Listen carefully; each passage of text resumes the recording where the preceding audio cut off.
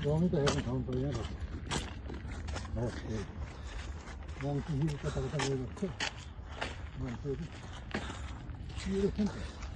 तपाईँलाई अहिले कस्तो अनुभव भइरहेछ? एकदम रमाइलो, एकदम खुसी लागेको छ। यो प्राकृतिक सौन्दर्य देखेर झन् साह्रै सुगन्ध थपिएको छ। आज यता घुम्न आएको साह्रै खुसी लाग्यो, किनभने वरिपरि एकदम सफा देखिन्छन्, घुमिएको पनि छैन है।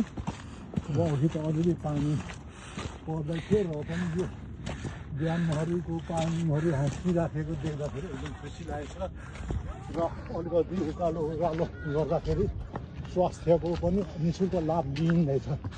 यसरी अब स्वास्थ्यको निःशुल्क लाभ पनि लिन सक्नुपर्छ कि हामी मान्छे भएर।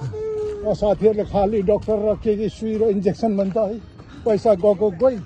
हामीले त यसरी हिँडेर उकालो उरालो गरेर पनि स्वास्थ्य लाभ लिनु पर्यो। त्यसरी सबैले जान्नु पर्यो क्या, सबैले सिक्नु पर्यो यसरी हिँड्नु। अब कोठामा मात्रै गुम्सिएर बसेर त कामै भएन। अब त्यहाँ नक्कली हावा, एसीको हेर्नुहोस्, पङ्खाको हेर्नुहोस्, त्यो डुप्लिकेट हावा हो क्या।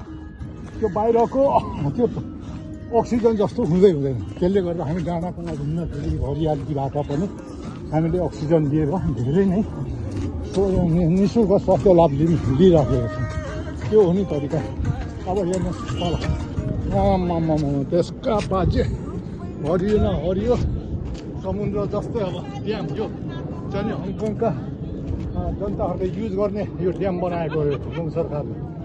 यताउति भेडा बाख्रा पाल्दा पनि सकिन्छ, घाँस चाहिँ घाँस तपाईँको अब कति घाँस छ, गाई बस्तु पाल्नु पनि सकिन्छ, भैँसी पाल्नु पनि सकिन्छ। र यता गऱ्यो पैसा, उता दायाँ फर्क्यो पैसा, यहाँ पैसा हुने रहेछ।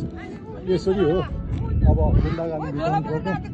त्यसले गर्दा तपाईँलाई हेरिदिनु भएकोमा सेवाहरू भन्न चाहन्छु। No gain, thank you so much.